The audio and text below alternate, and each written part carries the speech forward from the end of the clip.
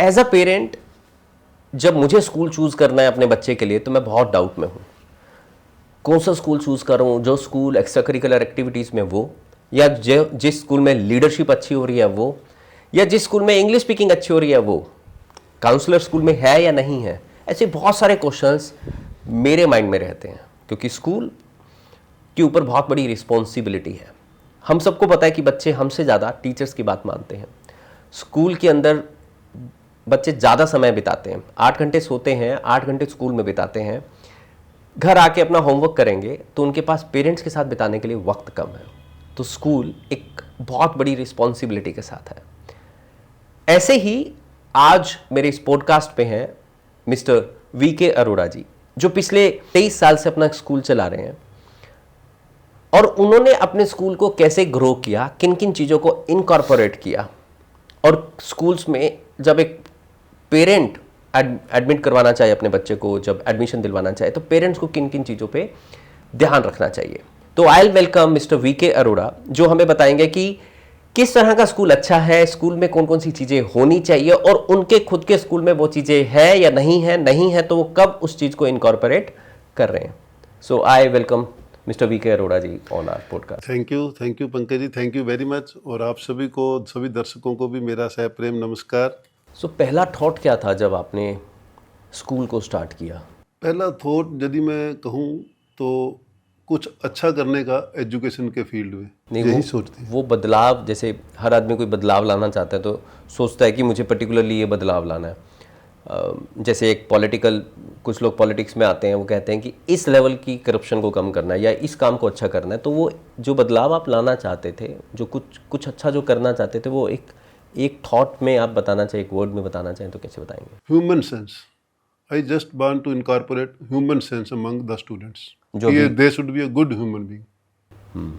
तो कौन कौन सी चीज़ों को आप ह्यूमन बीइंग के अंदर इंक्लूड करते हैं कि this is the part of being a good human being? Along with academic, यदि मैं कहूँ कि क्या क्या आप, जैसे आप कह रहे हो, क्या क्या इम्पार्ट करना चाहते हो, तो वो संस्कार, बेसिक संस्कार ही एक ऐसी चीज़ है जिससे हम शुरू से ही एक बच्चे को अच्छे से सिंचित कर सकते हैं। जो संस्कार आजकल मिसिंग भी हैं, बच्चे ज़्यादातर मोबाइल फ़ोन में, गेम्स में लगे रहते हैं। जितना ज़्यादा टेक्नोलॉजी आगे आ रहा है, न्यूक्लियर फैमिलीज़ हो रही हैं, फैमिली बहुत छोटी हो रही हैं, जिस कारण से संस्कार कम है।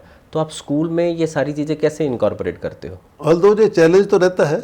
अभी टेक्नोलॉजी, जहाँ तक अभी आपने कहा टेक्नोलॉजी आ रही है, तो टेक्नोलॉजी को हम यदि इनकॉर्पोरेट भी नहीं करेंगे तो भी हम कहीं ना कहीं पिछड़ जाएंगे। पीछे जाएंगे, बिल्कुल। हाँ, तो टेक्नोलॉजी को साथ में इनकॉर्पोरेट करना उतना ही जरूरी है जितना कि बच्चों को उसके बैड फैक्ट्स के बारे में अवेयर करना। तो हम इसको बड़े अच्छे से कर रहे हैं। कैसे करते हो आप, मतलब उसके बैड फैक्ट्स को कैसे बताते हो? बैड फैक्ट्स को वही कि हम यदि बच्चे को हम अमूमन ये कहेंगे कि इसको इस लेवल तक ही यूज करना है, आपके जो जहाँ उसका एक टाइम फ्रेम के विद इन हम काम करेंगे, तो वो नेचुरली उसको, यदि बच्चे को हम पूरा एक सिस्टम डेवलप करके दे देंगे तो वो इस तरफ जाने का, डेविएट होने का चांसेस बहुत कम हो जाते हैं। तो जब आपने कहा कि इसको थोड़ा सा लिमिटेड टाइम के लिए यूज़ करना है, अगर वो लिमिटेड टाइम सोशल मीडिया पे रहे, चाहे वो 30 मिनट यूज़ करे। हाँ, वेरी गुड क्वेश्चन, बहुत अच्छा क्वेश्चन है वैसे, क्योंकि ये आज का जीवंत क्वेश्चन है। ये चैलेंज है हर पेरेंट्स के लिए भी कि how they can not over the students, they can not over their word to check कि what exactly he is doing. But इसमें हमें बहुत पेरेंट्स के साथ लेके हम इस पे बहुत अच्छे एक्सपेरिमेंट कर रहे हैं, और मैं आप इसमें कहते हुए भी कोई बहुत खुशी हो रही है कि हम काफ़ी हद तक इसमें कामयाब भी हो रहे हैं कि बच्चों को अच्छे अच्छे प्लेटफार्म बताए हमने कि आपको क्या देखना चाहिए, क्या नहीं देखना चाहिए, और इसके बारे में कि आपके लिए क्या अच्छा प्लेटफार्म है जिससे आप इंटरटेनमेंट के साथ साथ कुछ लर्न भी कर सकते हैं। आपने कहा कि आप स्कूल में इनको आपने कुछ एक्सपेरिमेंट किया और आपने कुछ नई चीज़ें इनकॉर्पोरेट की और लिंक किया। वो कैसे किया, मतलब कैसे बच्चा यूज़ करे और उसका फ़ायदा भी हो जाए? इस दर में हमने एक प्लेटफार्म प्रिपेयर कर रखा है जिसमें मेरे पेरेंट्स, स्टूडेंट्स और मेरा स्कूल के टीचर्स भी अटैच्ड है। हमने उस प्लेटफार्म पे कुछ जितनी भी ओरिएंटेटेड मूवीज हैं रिलेटेड टू दैट जो इंस्पायर कर सकती हैं किसी ना किसी लेवल पे, अलोंग विद होमवर्क या क्लास वर्क पे।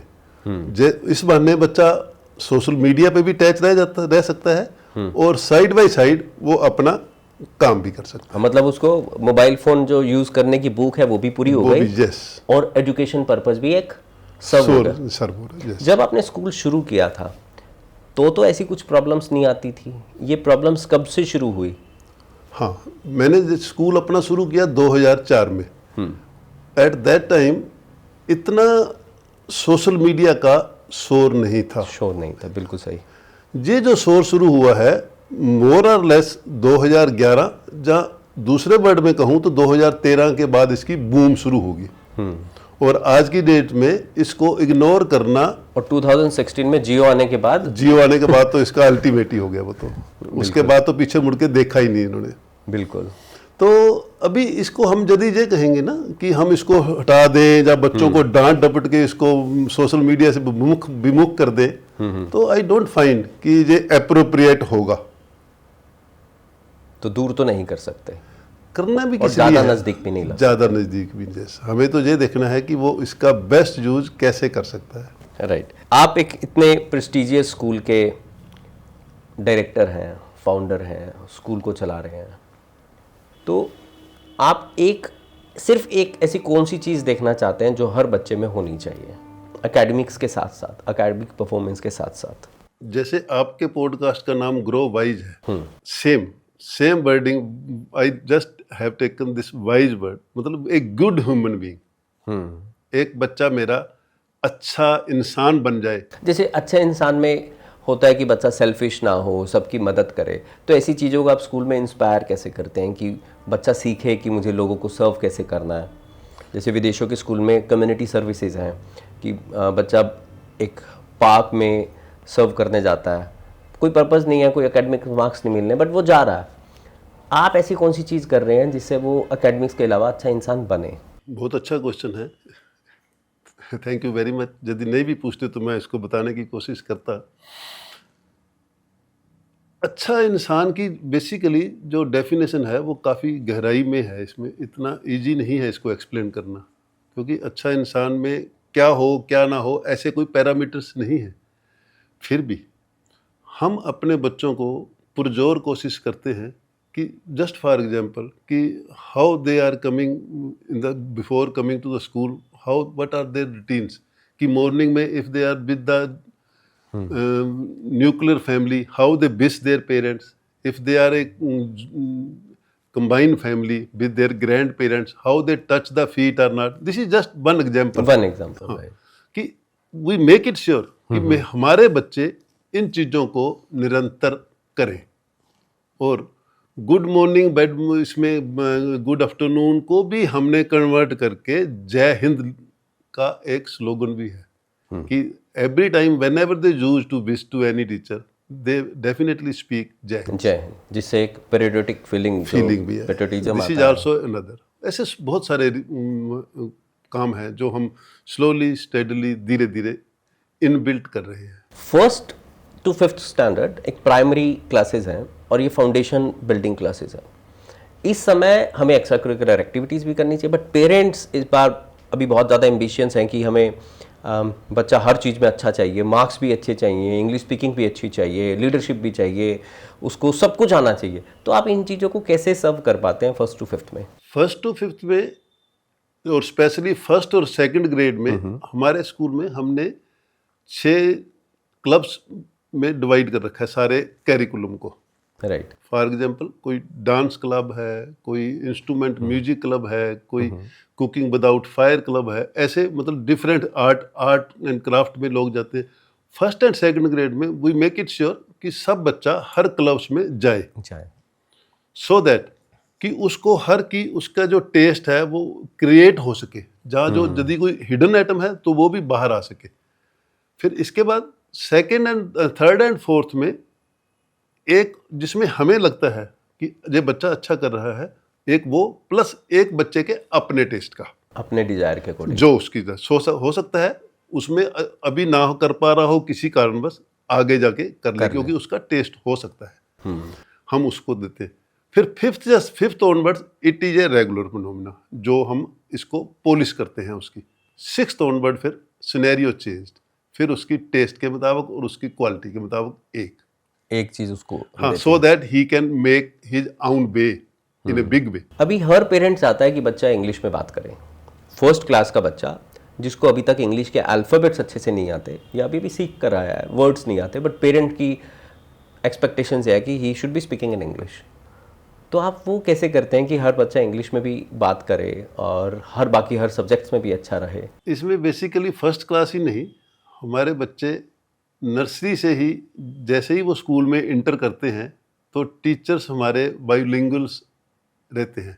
वो हिंदी में भी एक्सप्लेन करते हैं स्टार्टिंग में, और इंग्लिश तो स्पोकन पार्ट है ही, बट धीरे धीरे फेसेज में वो हिंदी का पार्ट डाइल्यूट करना शुरू कर देते हैं। और इसके अलावा भी जितने भी कंपटीशंस हैं स्कूल में, सब बच्चे उसमें पार्टिसिपेट करते हैं। फॉर एग्जांपल डेक्लेमेशन है, डिबेट्स है, तो वो with the passage of time ये ऑटोमेटिक ही हो जाता है। इसके लिए हमें डिफरेंट कोई प्लेटफॉर्म देने की जरूरत मतलब हर बच्चा इंग्लिश में बोलता ही बोलता Yes. है। अगर कोई रैंडमली लेट्स से मैं आपके स्कूल में आके थर्ड क्लास के बच्चे के साथ बात करना शुरू कर दूं तो आप कॉन्फिडेंट है कि मुझे बच्चा नहीं चूज करना, श्योर 100%, चाहे वो फर्स्ट का, सेकंड चाहे का, वो थर्ड किसी का, भी क्लास में हो, ग्रेड 1 उसके लेवल वाइज वो अच्छा बोलेगा। हाँ, बस we have to make it sure कि वो उसके लेवल का हो, लेकिन वो ही will speak in English. Yes, तो क्या सारे टीचर्स भी इंग्लिश बोलते हैं? श्योर, क्या हिंदी टीचर को इंग्लिश आना जरूरी है? Of course. इसमें आज के ज़माने में इंग्लिश आना, इसमें कोई बुराई नहीं। क्या आप भी ध्यान देते हो कि हिंदी टीचर जब आप हायर कर रहे हो कि उसकी इंग्लिश स्पीकिंग अच्छी होनी चाहिए? No no no, at that time we stick only to the extent कि उसकी हिंदी में पकड़ कितनी है।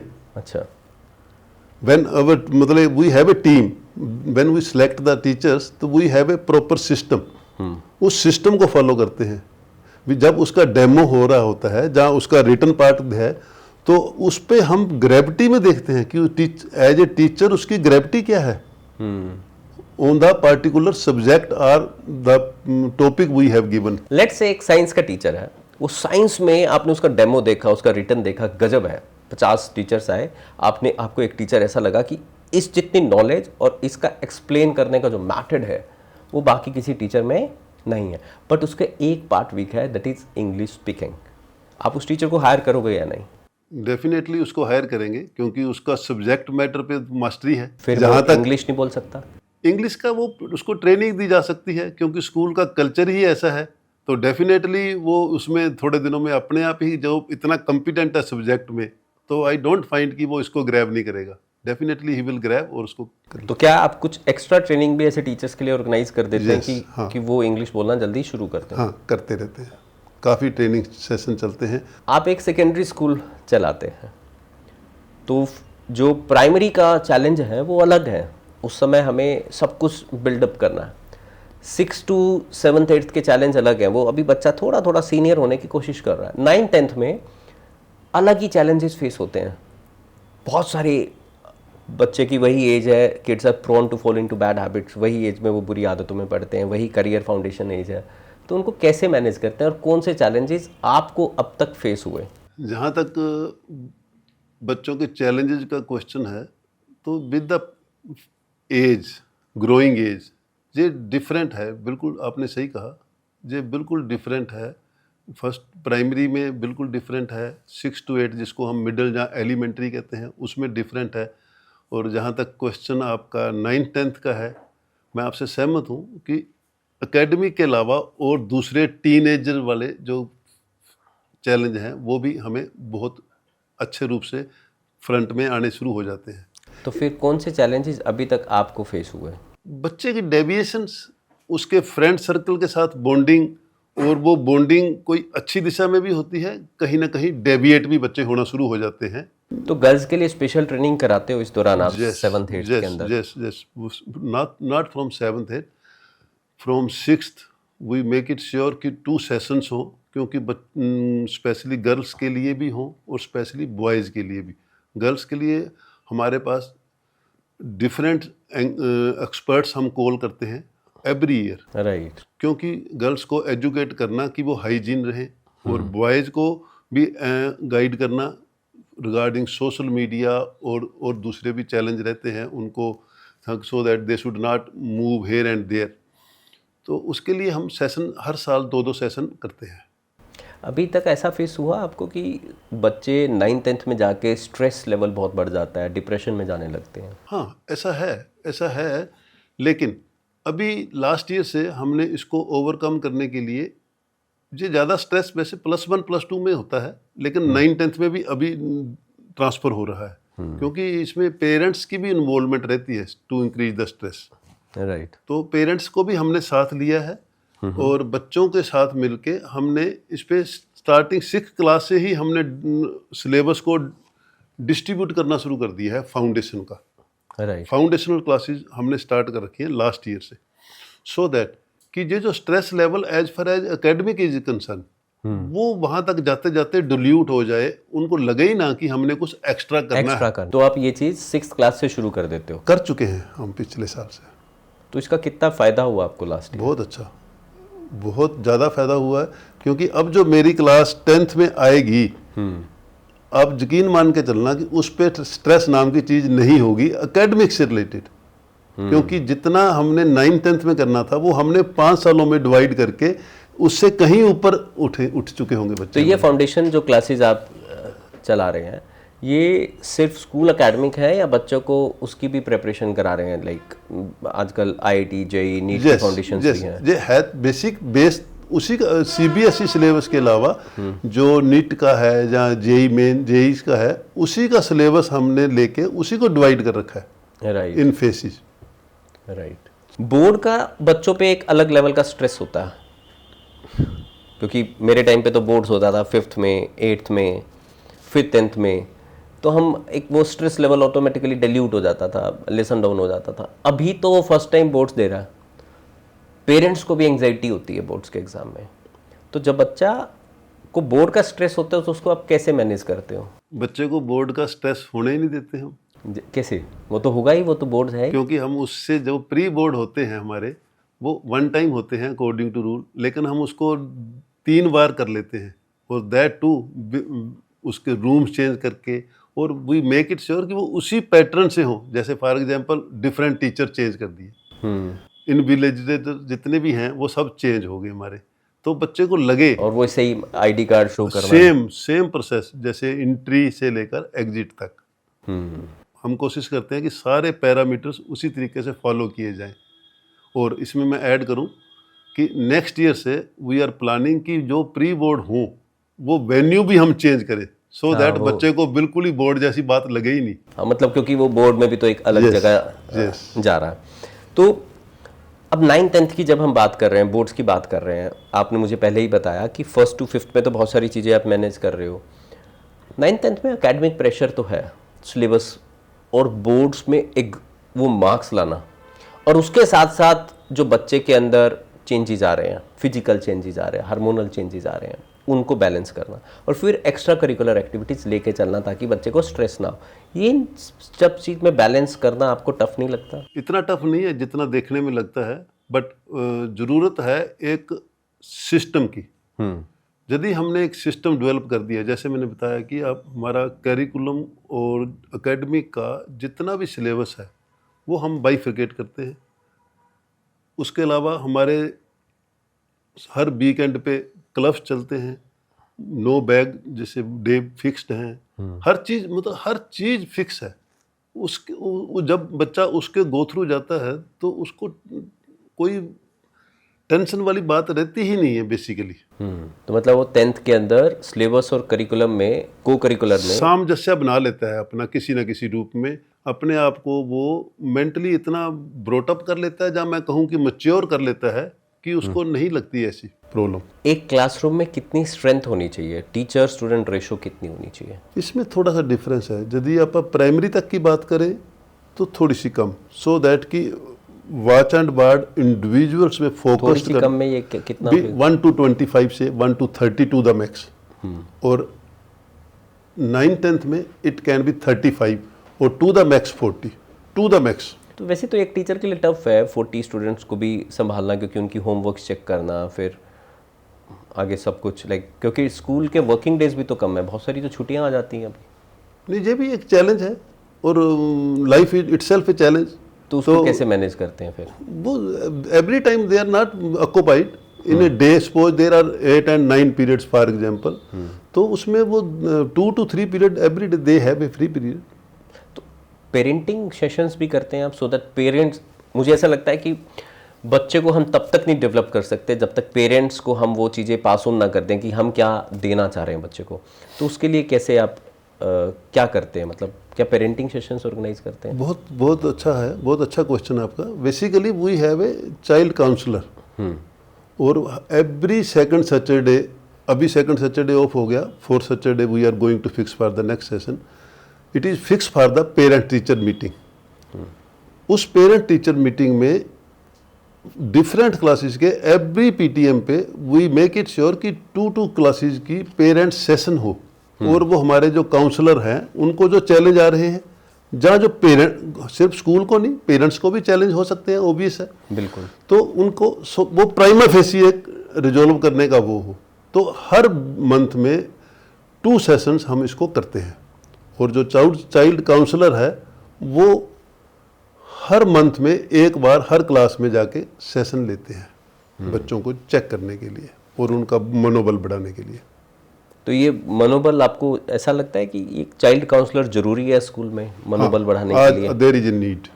ऐसा आपको क्यों फील हुआ? जब स्कूल शुरू किया था तब भी आपको लगा था कि ज़रूरत है? नहीं, तब हम बहुत ही छोटी अवस्था में थे। हमने जब स्कूल शुरू किया तो it was up to grade 1 only. Right, मतलब जिसको हम प्ले स्कूल कहते हैं। प्ले स्कूल ही कहते हैं, एग्जैक्टली प्ले स्कूल में थे हम लोग। 2009 में हमने इसको अप टू प्राइमरी लेवल तक लिया। फिर 2013 में हमने इसको मिडिल, हम फेजेज में बढ़े हैं, हमने कोई लंबी छलांग लगाने की कोशिश नहीं की, कंसोलिडेट किया अपने आप को। वी थिंक कि अब हम इसमें मास्टरी आ गई है, जहाँ we are able to handle the things, तब हम ऊपर गए। एंड और मैं ये भी ऐड करूँ यदि तो नेक्स्ट सेशन में हम 27-28 में, अब अभी तो नहीं, हम इस +1 और +2 भी ऐड करने वाले सभी हैं। स्ट्रीम्स ऐड करेंगे या भी उस पर विचार नहीं, चल रहा सभी है? करेंगे। अभी जो नॉर्म्स है, हमारी गवर्नमेंट की नॉर्म्स हैं कि कोचिंग इंस्टीट्यूट्स 16 से बिलो एडमिशन नहीं दे सकता। आज भी न्यूज़पेपर में आया था ये। और कोचिंग इंस्टीट्यूट किसी भी बच्चे को पढ़ा नहीं सकता ड्यूरिंग स्कूल टाइम, बल्कि ये भी कहा है कि धीरे धीरे कोचिंग इंस्टीट्यूट्स को बंद होना है। तो जब आप 11th-12th लाएंगे स्कूल में, तो क्या इस बात का आप ध्यान रखेंगे कि बच्चे को कोचिंग इंस्टीट्यूट जाना ही ना पड़े, वो सारी प्रेपरेशन स्कूल में ही कर ले? Very nice question. अभी बेसिकली मैं फिर ऐड करूंगा कि जैसे मैंने पहले बताया एक क्वेश्चन में कि फाउंडेशनल हमने शुरू किया हुआ है, ये उसी कड़ी में ही किया है कि हमने +1 +2 करेंगे तो मेरे बच्चों को कोचिंग इंस्टीट्यूट में जाना ना पड़े। उतना ही वैल्यूएबल टाइम जो आफ्टर स्कूलिंग का है वो अपने पेरेंट्स के साथ घर पे, लर्निंग पे, रिटर्न वर्क पे, जहाँ अपनी फैमिली के साथ एंजॉय करे, जहाँ थोड़े समय के लिए वो उसमें भी जाए, प्ले ग्राउंड में भी जाए, क्योंकि ये हेल्दी माइंड एक बहुत ज़रूरी है होना। हेल्दी माइंड होगा, हेल्दी बॉडी होगी तो हेल्दी माइंड होगा, और तभी हेल्दी थॉट्स आएंगे। क्या बात है। अभी बहुत सारे बच्चा ये सोचता है, सिर्फ बहुत सारा क्या, लगभग 90%, हमारे टाइम पे तो ये होता था जो वीक बच्चा है आर्ट्स ले लेगा, जो थोड़ा सा अच्छा है वो कॉमर्स ले लेगा, जो थोड़ा सा और अच्छा है वो नॉन मेडिकल, जिसका मैथ्स अच्छा है वो नॉन मेडिकल में चला जाएगा, जिसकी साइंस अच्छी है वो मेडिकल साइंस में चला जाएगा। अभी ट्रेंड चेंज हुआ है और हमें 10th तक पता भी नहीं होता था कौन से सब्जेक्ट्स क्या है।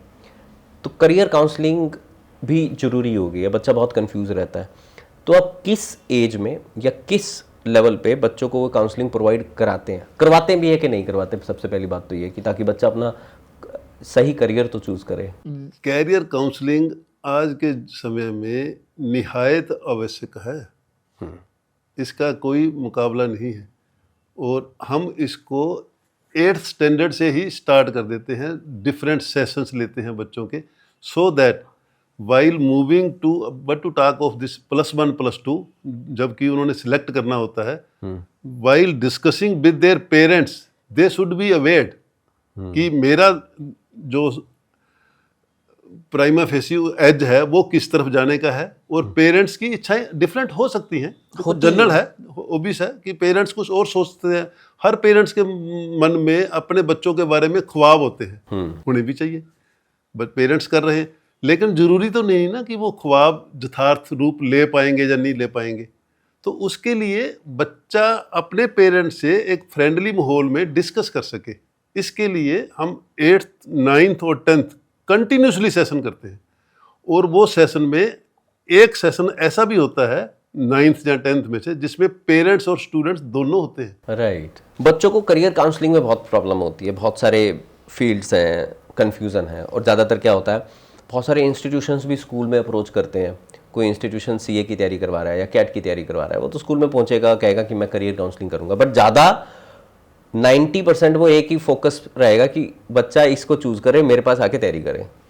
तो आप ऐसे करियर काउंसलर को बुलाते हैं या वास्तव में करियर काउंसलिंग सेशन स्कूल्स में ऑर्गेनाइज करवाते हैं? हम ऐसे कैरियर काउंसलर को इंटरटेन करने की कोशिश बिल्कुल नहीं करते। राइट। हम प्राइवेट काउंसलर जो अपनी अपनी उसके एक्सपर्ट्स होते हैं और उनका कोई रेलेवेंस नहीं है इन लोगों से, किसी भी पर्सनल कोचिंग इंस्टीट्यूट से, उनको कॉल करते हैं। तो फिर वो आके अलग अलग फील्ड के बारे में बताते हैं कि 10 साल के बाद आप कहाँ होगे। इसके साथ साथ हम डिफरेंट कॉर्नर से जो हमारे, अब तो एलुमनाई भी बच्चे काफ़ी अच्छे जगह एडजस्ट हो चुके हैं। We call them to get them inspire, right, so that कि they can also speak something good, कि मैं कैसे कामयाब हुआ। तो आप अपने एलुमनाइज को बुलाते हो जो अलग अलग फील्ड में हैं। अभी लेट्स से कोई डॉक्टर है या कोई इंजीनियर है या किसी ने MBA BCom करके एनडीए में जा चुके हैं, कोई एनडीए में जा चुका है, तो वो आके बताते हैं कि हमारा फील्ड कैसा है। Yes, career counselling is not only choosing subject. जब मैं करियर काउंसलिंग करता हूँ तो एक चीज बहुत क्लियर करते हैं, 5 साल आप पढ़ाई कर रहे हो शायद अपनी इच्छा के अगेंस्ट या अपने एप्टीट्यूड के अगेंस्ट, बट 5 साल के बाद जो आपने 40 साल आगे काम करना है उसमें मजा आना चाहिए। तो career should always be chosen कि आपको किस तरह का काम करना पसंद है। जैसे मुझे बुक पढ़ना पसंद है, मुझे लेक्चर्स देना पसंद है, बट मैं जब अपना कोई करियर चूज करूंगा तो उसमें तो ये नहीं होगा ना लेक्चर देना। तो I need to choose a profession. अभी 11th 12th में कुछ ऐसा चूज करना है कि मैं 5 से 6 साल के बाद उसी फील्ड में चला जाऊं जो मुझे पसंद है, so that I can enjoy my next 40 years. That's what my aptitude is. Aptitude is not about studying. अब बहुत सारे डॉक्टर्स हैं या बहुत सारे इंजीनियर्स हैं, उनको इंजीनियरिंग सब्जेक्ट्स बहुत अच्छे लग रहे हैं, फिजिक्स बहुत अच्छा लग रहा है, बट जब उनको इंजीनियरिंग पूरी करने के बाद एक डेस्क पे बैठ के काम करना है, वो उनको पसंद नहीं है। उसमें वो स्ट्रेस, पढ़ने में स्ट्रेस नहीं हो रहे, बट उस काम को करने में स्ट्रेस हो रहे हैं। इसका मतलब शायद मार्क्स लाने के लिए उनके लिए वो सब्जेक्ट सही था, वो करियर उनके लिए सही नहीं है। सो करियर काउंसलिंग इन्वॉल्व्स दिस कि 10 साल के बाद आप कहाँ पहुँचोगे, आपका कौन सा नेचर है जो आप इंजॉय करोगे, मतलब दिस इज़ योर नेचर और इस प्रोफेशन को आप इंजॉय करोगे। तो आपका, शायद आपने कहा आपके एल्यूमिनाई आते हैं, बताते हैं this is way to reach there. एक तो है कि मुझे वहाँ पहुँचना है, वो तो मेरी आज की इच्छा है, बट क्या मेरे को वहाँ पहुँचने के बाद मज़ा आएगा या नहीं आएगा? It is what the real career counselling is. Yes. तो जब मैं करता हूं तो मैं इन बातों पे ध्यान रखता हूं। गुड। कि आपको अगर बिजनेस में जाना है तो आप ऐसे ही चीजें चूज करो। बिजनेस तो हम जरूरी नहीं है बीकॉम से करें, ऐसे भी हैं जो लोग आज डॉक्टर्स हैं बट वो जो भी कर रहे हैं उनको बिजनेस पसंद ही नहीं था। कुछ लोग हैं जो आज इंजीनियर्स हैं, वो बिजनेस कर रहे हैं, उनको जो भी नहीं पसंद, जबकि उस पर्टिकुलर फील्ड की शायद बिजनेस अपॉर्चुनिटीज कम हो। दिस ऑल डिपेंड्स कि आपको मजा किस में आ रहा है। पढ़ना तो 5 साल है, आगे की लाइफ तो 50 साल 40 साल तो आपको वैसे ही देखना है। हाँ। उसी का एंजॉय करना है। तो हमने वो 40 साल के पर्सपेक्टिव को देख के करियर काउंसलिंग करने हैं। That's how children start enjoying. आज किसी को भी इंस्पायर करना। आज आपने एक बात नोट की, आज मतलब 8th क्लास से बच्चा पैसे की बात करने लगता है कि मुझे पैसा कमाना है। पहले 8th क्लास का बच्चा पैसे की नहीं बात करता था, सब्जेक्ट की बात करता था। एग्जैक्टली। अभी वो, जब मेरे पास कोई बच्चा काउंसलिंग के लिए आता है, मैं कहता हूँ बेटा मोटिव क्या है? सर मैं नहीं काम करना चाहता 45 साल की उम्र तक, 35 में रिटायर होना चाहता हूँ और 22 में चाहता हूँ पैसा आ जाए बस।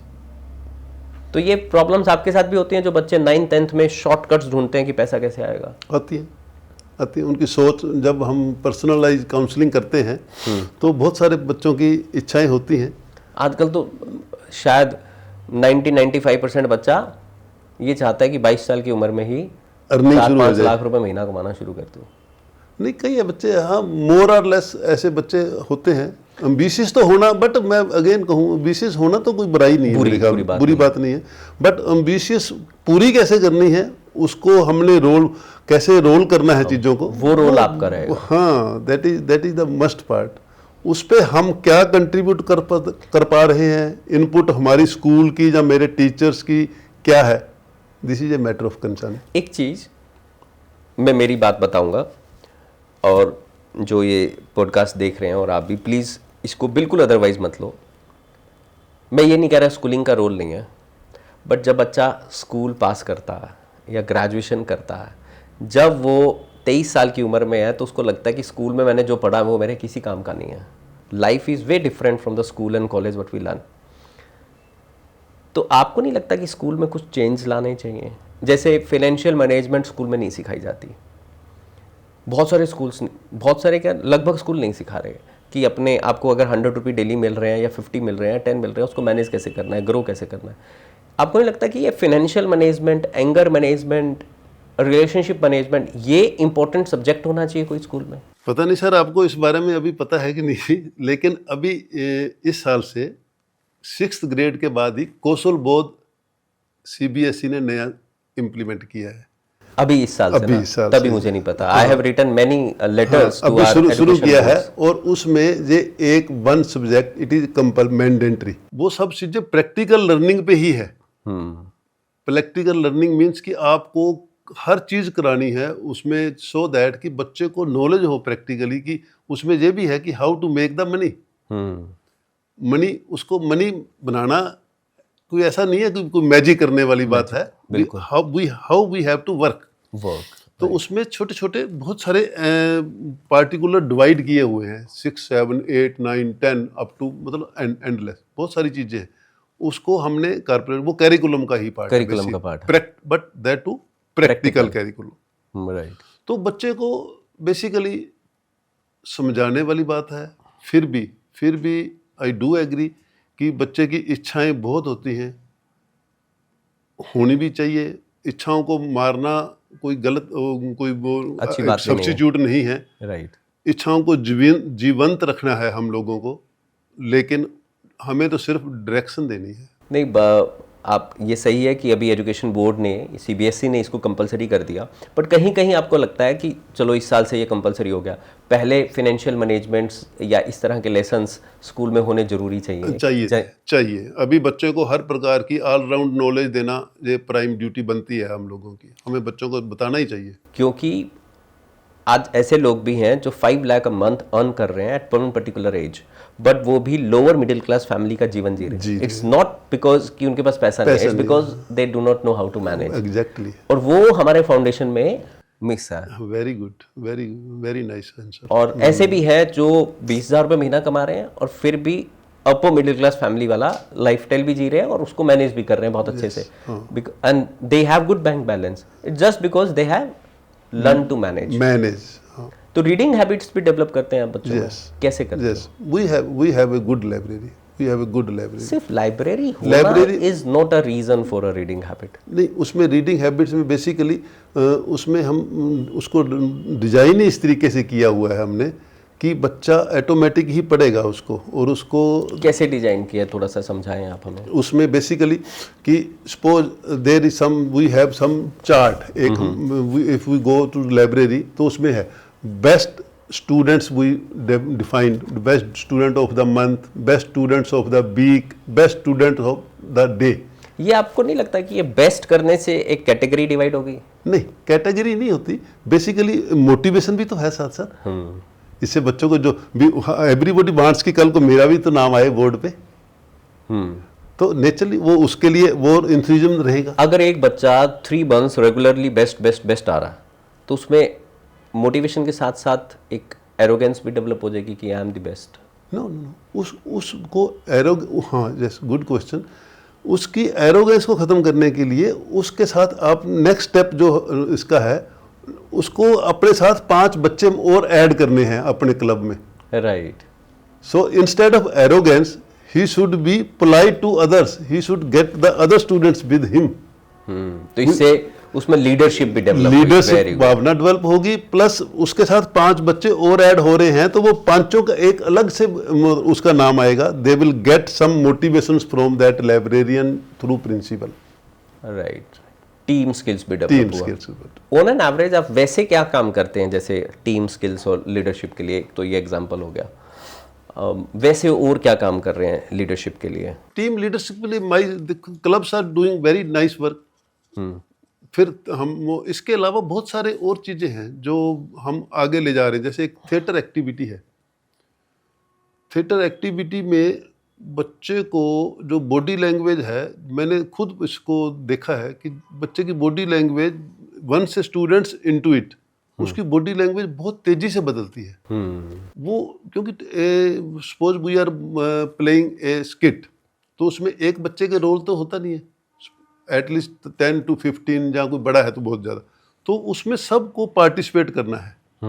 तो जो उसका मास्टर है जो उसके पीछे देख रहा है, तो वो टीम लीडरशिप की तरह ही काम ऑटोमेटिकली करना ही पड़ता है उसको, सभी को इन्वॉल्व करने के लिए. हाँ, उसके बाद टीम स्पिरिट्स भी आई, लीडरशिप भी आई. राइट. तभी एलुमनाई का नेटवर्क कैसे मैनेज करते हैं आप? एलुमनाई का नेटवर्क तो we have a data background, और my students are always with me. जो एलुमनाई है वो हमारे सोशल मीडिया पे भी हमारे साथ अटैच्ड हैं मोर और लेस. उनके रिव्यूज़, उनके रिमार्क्स आते रहते हैं. और जैसे मैंने पहले बताया कि वंस और twice as per their availability वो आते भी हैं स्कूल में बच्चों को टू इंस्पायर करने के लिए. एग्जैक्ट. अभी कुछ स्कूल्स में मैंने सुना है कि प्रेयर्स नहीं हो रही, तो ऐसा आपके स्कूल में भी है, प्रेयर नहीं होती या होती है? देखो, यदि मैं कहूँ कि prayer is the most important part of the school. Hindi और English? It is bilingual. Bilingual. कभी कभी हिंदी, कभी कभी इंग्लिश. वो फिक्स है कि सैटरडे या वेडनेसडे को it will be in Hindi और अदरवाइज इट विल. तो आप ऐसे भी क्लब चलाते हैं कि एवरी डे इन असेंबली एक बच्चा न्यूज़ बताएगा, एक बच्चा कोई पोएम सुनाएगा, तो ऐसा भी होता है? ऐसा भी है, वो फिक्स है. कॉन्फिडेंस बढ़ाने के लिए और क्या क्या कर रहे हैं आप? ये भी एक बहुत बड़ा पार्ट है, क्योंकि वो क्लास वाइज हो रही है. जो मंडे को suppose it is for 5th A, 5th B, ऐसे 5th C, I have 4 section in this class. तो वो बाई कंटिन्यूसली प्रोसेस है एक, कि एवरीबॉडी नोज कि मेरी 15 तारीख को है, नेक्स्ट को पता है कि इसके बाद मेरी नेक्स्ट मंथ में इस डेट को आएगी. They start preparing the things. जिसकी ड्यूटी उस पे है, वर्ड ऑफ द डे पे है, वो उसी को एक्सप्लेन करेगा. जिसकी प्लेज पे है वो उसी को एक्सप्लेन करेगा. एक जैसे मैं खुद एक एजुकेशन फील्ड में हूँ, हमारे साथ कभी कभी ऐसा होता है कि स्टूडेंट्स सीखना चाहते हैं, पढ़ना चाहते हैं, बट वो फाइनेंशियली अफोर्ड नहीं कर पाते. बहुत सारे ऐसे पेरेंट्स होते हैं जो अपने बच्चे को अच्छे स्कूल में भेजना चाह रहे हैं, बट फीस जो है वो अफोर्ड नहीं कर सकते. बस स्कूल के लिए भी फीस लेना ज़रूरी है, क्योंकि इतनी ज़्यादा फैसिलिटीज़ देना, इंफ्रास्ट्रक्चर खड़ा करना, फिर टीचर्स को पे करना, सब कुछ मेंटेन करना ज़रूरी है. तो आपके पास ये रेशो ऐसा आता है, नहीं आता है? अगर आता है तो आप कैसे मैनेज करते हैं?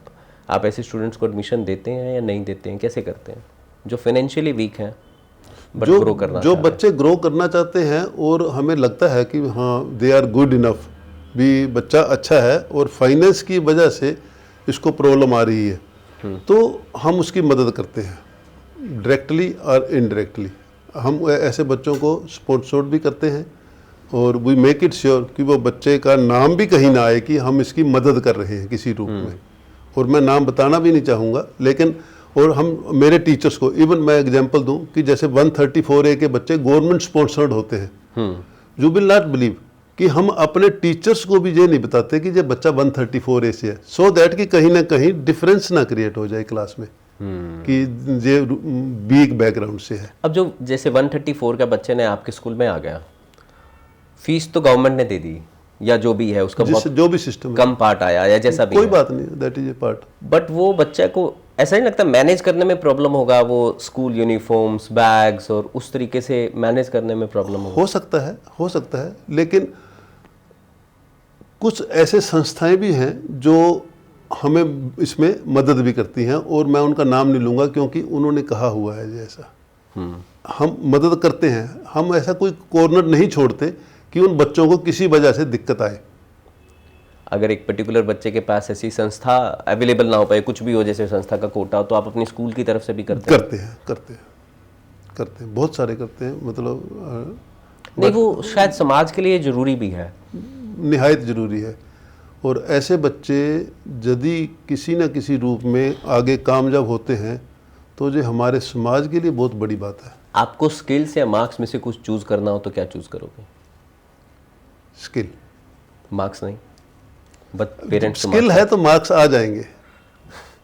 चाहे कोई भी स्किल हो, जैसे अभी हमारा थ्योरेटिकल है पैटर्न। मैं इंडिया की up to secondary, senior secondary education को बहुत पसंद करता हूँ।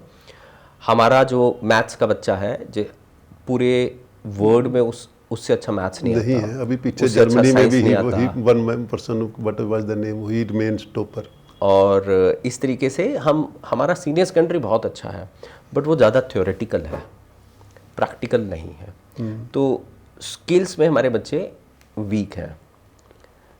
तो उसको, इस गैप को, how to bridge this gap? एक तो आपने बताया कि सीबीएसई एक अभी स्टार्ट हो गया है। कौशल बोध हो गया है अभी from 6th। Kaushal Bodh from this year it has been started. हाँ, इस साल से शुरू हो गया, तो वो स्किल गैप जो है वो धीरे धीरे कम हो जाएगा। हाँ, बट आपके लिए तो एक प्रॉब्लम होगी ना, स्कूल के लिए उसको अडॉप्ट करना।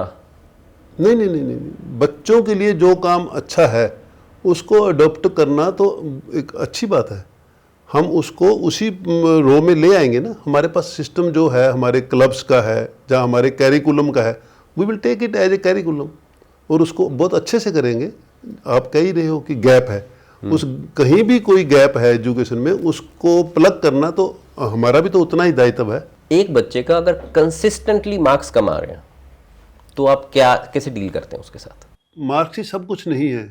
बेसिक हमें ये देखना है कि बच्चा यदि क्लासरूम में बिहेवियरल वाइज ठीक है, ओवरऑल परफॉर्मेंस उसकी ठीक है, तो मार्क्स का उसका एग्जामिनेशन फोबिया भी हो सकता है। और उसका टेस्ट कहाँ पे है, जहाँ मैंने बताया पहले भी कि चाइल्ड काउंसलर भी हैं हमारे पास, उसकी काउंसलर करके in which direction he want to move, जहाँ किस डायरेक्शन में अच्छा है। ऐसा नहीं होता कि कोई बच्चा कुछ ना कर पाए कभी। काउंसलिंग से ये भी पता लग जाएगा कि वो मार्क्स कम क्यों आ रहे हैं, कोई एंग्जाइटी तो नहीं है। यस ये होता है, ये हो सकता है। एक नहीं, हर क्लास में एक बच्चा भी हो सकता है, दो भी हो सकते हैं, ऐसा होता है। लेकिन with the passage of time इसको हम प्लग करते हैं, बहुत अच्छे से करते हैं। स्पोर्ट्स पे कितना काम करते हो आप? हमारे पास काफ़ी कोचेज हैं और योगा है, बास्केटबॉल, ताइक्वांडो, स्केटिंग, हमारे पास कराटे हैं, बैडमिंटन हैं, टेबल टेनिस, मतलब बहुत सारे हमारे पास। स्विमिंग है, 2 स्विमिंग पूल आई है, इसमें एक जूनियर्स का भी है, सीनियर्स का भी है। तो एज मेरे पास अभी भी एट प्रेजेंट भी 9 है, 9 coaches are there, different sports जैसे। और इतना समय मिल जाता और मैं आपको एक बात और ऐड करूं कि इस साल से हमने एजू स्पोर्ट्स एकेडमी बेंगलुरु से भी अटैच किया है। But they exactly doing is कि बिल्कुल scientifically they make analysis of individual students, right, उसको जीरो से लेकर एंड तक, और they provide the certificates to individual students also. कि बच्चे को उसको सिर्फ ये नहीं कि हमने जंप कर रहे हैं, जंप स्टार्टिंग में कैसे करना है, जंप के बेनिफिट्स क्या हैं, जंप का रेलेवेंस क्या है, और उसका साइंटिफिकली मेथोडोलॉजी वीडियो के थ्रू। और मेरे अभी कोचेज 7 डे के लिए उनकी वर्कशॉप अटेंड करने, फिजिकल वर्कशॉप अटेंड करने के लिए दिल्ली जा भी रहे हैं। और शायद हिसार में अपना पहला ही स्कूल होगा जो ऐसा कर रहा है। Very good sir. तो ऐसे इनोवेटिव चीज़ें आप करते रहते हैं? करते रहते हैं। आप बच्चों को एक क्या मैसेज देना चाहोगे जो आपको लगता है कि ये मैसेज जरूरी है देना? Dream big. मतलब आप बच्चों को ये कहना चाहोगे जस्ट ड्रीम, बड़ा सोचो, बड़ा सोचो। मैं जनरली इस ड्रीम बिग पे ये कहता हूँ। बहुत बार हम बच्चों को कहते हैं कि समझदार बनो, समझदार बनो, समझदार बनो। मैं कहता हूँ इतना समझदार बनोगे तो सपने कैसे देखोगे, और सपने देखोगे नहीं तो पूरे कैसे होंगे? तो सपने देखना जरूरी है, और वो ना समझ आदमी ही देख सकता है। ना समझ का मतलब है जो इनोसेंस होती है बच्चों में, वही देख सकते हैं। उसके बाद तो ग्रो अप होने के बाद ना फिर वो सेल्फिशनेस के होंगे सपने, वो सेल्फिशनेस के, या हम लिमिट कर लेते हैं कि मेरी लिमिट इतनी है तो मैं इतना ही सोचूं। हाँ, तो वो बच्चा ही है कि वो कैन ड्रीम बिग। एग्जैक्टली। अब हम बिल्कुल एंड पे आए हैं। I have asked you lot of, आपने पूरा फिलोसफी बताया। मेरे ख्याल से इस सेशन से पेरेंट्स को बहुत हेल्प मिली होगी। इट्स नॉट अबाउट दैट कि आपको अपना बच्चा इस स्कूल में भेजना है या नहीं, आपको असली में जब बच्चा है तो किन किन चीज़ों का ध्यान रखना है when the child is growing. हर एक स्टेज पे ध्यान रखना तो ज़रूरी है ही बच्चे का, ताकि वो ओवरऑल डेवलपमेंट हो पाए। जैसे सर ने बताया, एक्स्ट्रा करिकुलर एक्टिविटीज़ पे काम कर रहे हैं, इंग्लिश पे काम कर रहे हैं, लीडरशिप पे काम कर रहे हैं। Academic performance is not alone to जज the performance of a child. आप बच्चे को सिर्फ एकेडमिक परफॉर्मेंस से एनालाइज नहीं कर सकते। तो सब कुछ मैंने पूछा। एक रैपिड फायर राउंड, फटाफट आपने आंसर देना है। One word to describe your school. Life changing. Favourite sport in school campus. Basketball. Sport. Entry gate of my school. ऐसा क्यों? When I watch and meet and greet the young ones, I feel happy from the core of my heart. जो ये नए students आपके इस school में भी आ रहे हैं, उन पर्टिकुलरली इस बैच के लिए एक message. Smart work and dream big. Smart work and dream big. आप पर्सनली खुद मॉर्निंग पर्सन है या नाइट आउल है? Morning person. और बच्चों को क्या गाइड करते हो आप? Be a good human being. ये नहीं गाइड करते कि सुबह जल्दी उठो या रात को नहीं, लेट सो? बस अच्छे इंसान बनो। ये जैसे मैं एल्बर्ट बार बार आइंस्टाइन यही है, कहता हूँ, वैसे मैं बार बार यही कहता हूँ कि आप अच्छे इंसान बन गए ना तो सब चीज़ें आ जाएंगी। ये बहुत ज़रूरी है। जल्दी उठना या लेट सोना इज़ नॉट कंपल्सरी। ऐसे एल्बर्ट आइंस्टाइन है, सुबह 10 बजे उठते थे, बट उन्होंने बहुत कुछ किया। थॉमस एडिसन है जो रात को जल्दी सो के सुबह जल्दी उठते थे। बहुत सारे ऐसे लोग हैं। मेरी एनर्जीज कब काम कर रही है, मैं कब ज़्यादा बेटर परफॉर्म कर रहा हूँ, रात को या सुबह? हर आदमी को वो एनालाइज करना कि मैं रात को ज़्यादा बेटर परफॉर्म करता हूँ या सुबह ज़्यादा बेटर परफॉर्म करता हूँ। तो हमें अपने टाइम को मैनेज करना है। बट स्टूडेंट्स, आप अब इस चीज़ का बहाना मत लगाना कि I can perform better at night तो मैं रात को लेट पढ़ूँ। आपको सुबह स्कूल जाना है, सुबह जल्दी उठना है। एक चीज़ मैं आपको बता रहा हूँ, अगर आप अर्ली मॉर्निंग उठते हो, मेरा बल्कि एक कोर्स चलता था सर, मैं ऑल ओवर इंडिया से लोग ज्वाइन करते हैं उसको, मॉर्निंग 5। ग्रेट। तो अगर आप सुबह जल्दी उठते हो तो परफॉर्मेंस में डिफरेंस डेफिनेटली आएगा। जो लोग 8 बजे तक सो रहे हैं और आप 5 बजे उठ के काम करते हो, तो पहले 3 घंटे में आप उतना काम कर देते हो जितना वो आधे दिन में करेंगे। तो ऑटोमेटिकली आप रिलैक्स फील करते हो, ज़्यादा परफॉर्म कर पाते हो। और आपके पास, कहते हैं ना 24 घंटे काम करने के लिए, आपके पास 24 नहीं, अब आपके पास लगभग 27 से 28 घंटे हैं, क्योंकि आप 3 घंटा जल्दी काम करना शुरू किया औरों के मुकाबले। तो आपका वर्किंग आवर्स बढ़ गया। तो दिस इज हाउ हम 24 को 27 से 28 घंटे में कैसे कर सकते हैं, कन्वर्ट कर सकते हैं। Thank you so much sir for being on our podcast और अपनी वैल्यूएबल जो थॉट्स आपने हमारे साथ शेयर किए और बताया कि हाउ इज़ वर्ल्ड गोइंग, बच्चे कैसे जा रहे हैं, क्या चैलेंज आपको आते हैं। जो लोग अपना नया स्कूल बनाना चाह रहे हैं, वो उनको सर से सीखने को बहुत कुछ मिला होगा। जो स्कूल चला रहे हैं उनको भी किन किन चीज़ों को आपको अपने स्कूल में इनकॉर्पोरेट करना है, पेरेंट्स के लिए किन किन चीज़ों को बच्चों में इनकॉर्पोरेट करना है। Thank you so much sir. Thank you Pankaj ji, और आपके ग्रो वाइज पॉडकास्ट के सभी दर्शकों को भी मेरा सह प्रेम नमस्कार। Thank you.